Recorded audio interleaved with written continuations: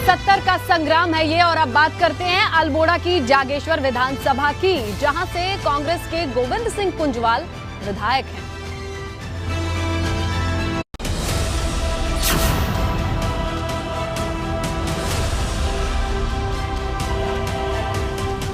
अल्मोड़ा की जागेश्वर विधानसभा सीट पर पिछले 5 साल से एक छत्र कांग्रेस का राज है।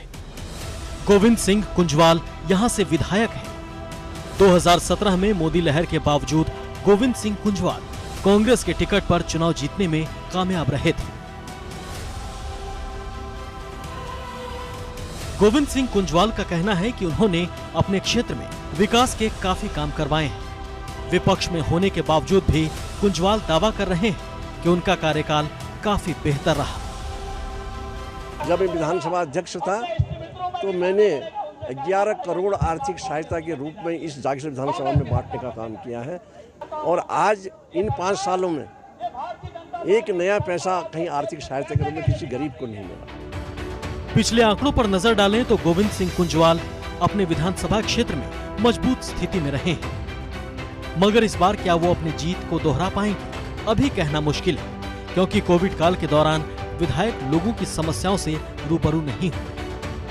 साथ ही वो युवाओं को रोजगार दिलाने में नाकाम रहे हैं। एबीपी गंगा के लिए अल्मोड़ा से निर्मल उप्रेती की रिपोर्ट।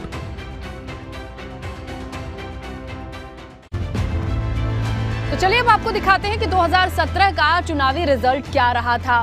कांग्रेस के टिकट पर गोविंद सिंह कुंजवाल ने जीत दर्ज की थी, जबकि भाजपा प्रत्याशी की बात जब आप करते हैं तो सुषमा पांडे इनकी हार हुई थी।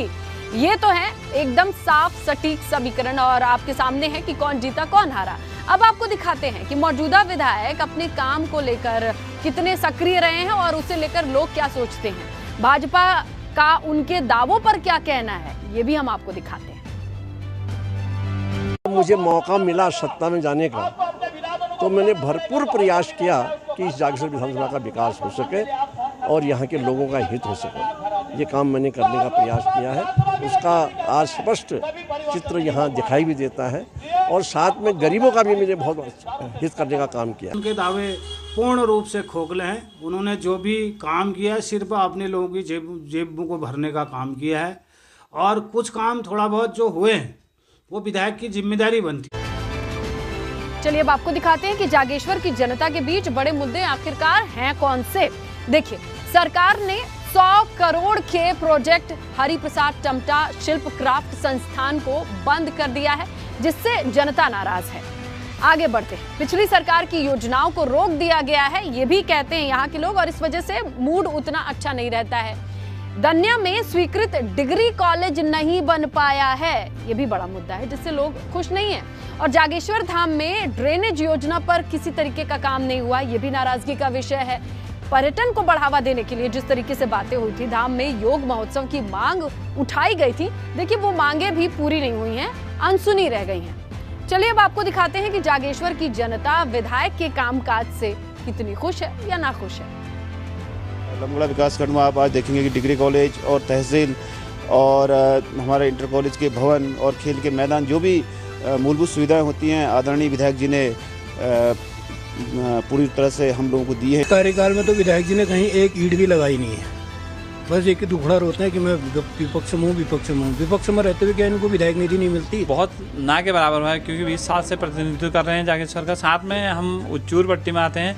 उच्चूर पट्टी में विकास के नाम पर एक सत्यु गांव का हुआ है, क्योंकि 14-15 गाँवों में लाके एक सत्यु गांव उच्चूर का विकास हुआ है। विकास की गंगा सिर्फ उनके अपने कुछ एक चंदू में सिमटी है।